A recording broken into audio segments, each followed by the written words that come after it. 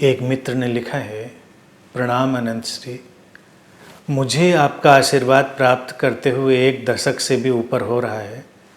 शुरुआत में मेरे मन में प्रश्नों का एक बवंडर सा चलता था और मन में बहुत उथल पुथल और बेचैनी रहती थी।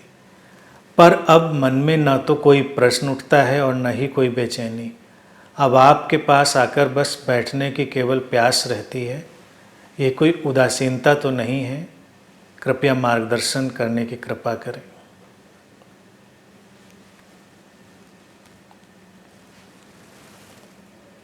प्रश्नों का शुरू में होना शुभ है, क्योंकि जब प्रश्नों का बवंडर उठता है तभी व्यक्ति की खोज प्रारंभ होती है। तो प्रश्नों के साथ यात्रा का एक पड़ाव है, लेकिन प्रश्नों के उत्तर ढूंढने की जो कोशिश है वो वस्तुतः किन्हीं शाब्दिक या दार्शनिक उत्तरों की खोज नहीं होती। वो तो व्यक्ति के आंतरिक समाधान की कोशिश है और उसके अंदर उस शांति के उतर आने की चाह है। तो कभी जब यात्रा पर तुम चलते हो तो प्रश्न धीरे धीरे गिरते जाते हैं। जैसे जैसे शांति बढ़ती जाती है प्रश्न गिरते जाते हैं और फिर शांति का ठहराव व्यक्ति के भीतर एक अलग तरह का समाधान लाता है। उसी की तलाश है सबको।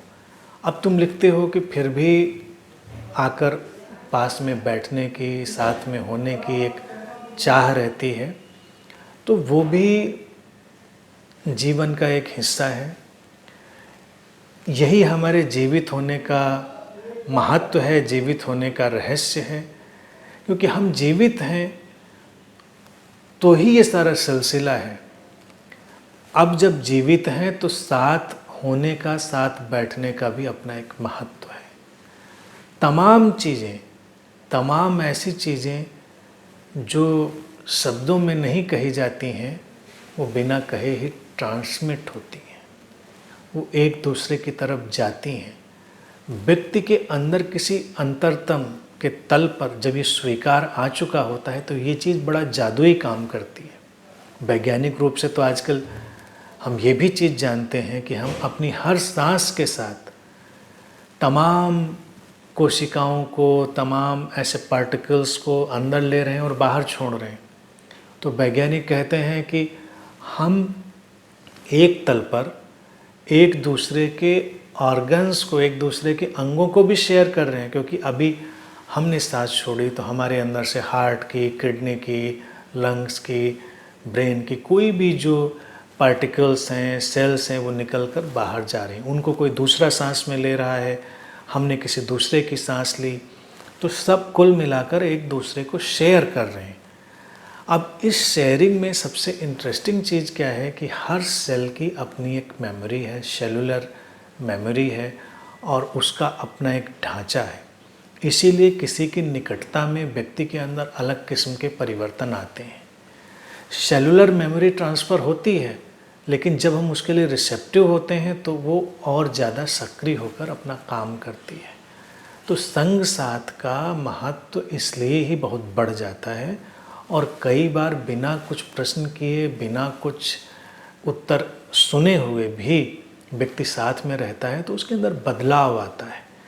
लेकिन आध्यात्मिक तल पर इसमें बदलाव की जो प्रक्रिया है उसको हम ऐसे देख सकते हैं कि आएगा तो बदलाव ज़रूर, लेकिन अगर हमारी जागरूकता भी है उस बदलाव के प्रति और हमारे अंदर उस बदलाव के प्रति प्यास भी रही है कभी, तो वो बदलाव ज़्यादा स्पष्ट होकर और ज़्यादा जल्दी घटेगा।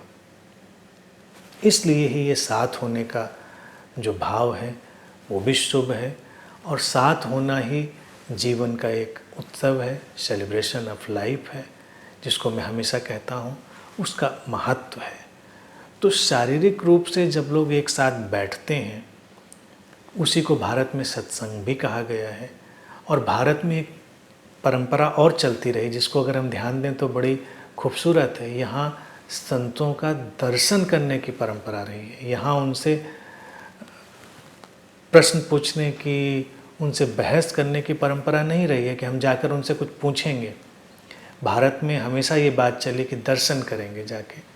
अब दर्शन में तो क्या करेंगे आप जाएंगे, बैठेंगे, साथ में थोड़ी देर आंख बंद करेंगे, ध्यान में डूबेंगे और चले जाएंगे। लेकिन अगर आप अपनी प्यास के साथ और अपनी जागरूकता के साथ उस दर्शन में जाते हैं और रूबरू होते हैं, इंटरेक्ट करते हैं, अंतर संबंधित होते हैं, तो आप रूपांतरण की एक प्रक्रिया अपने साथ लेकर चले जाते हैं जो अपना काम करती रहती है। तो जब हम संवेदनशीलता के इस स्तर पर आकर जिएं तो ये सर्वाधिक शुभ है, बहुत ही सुंदर है।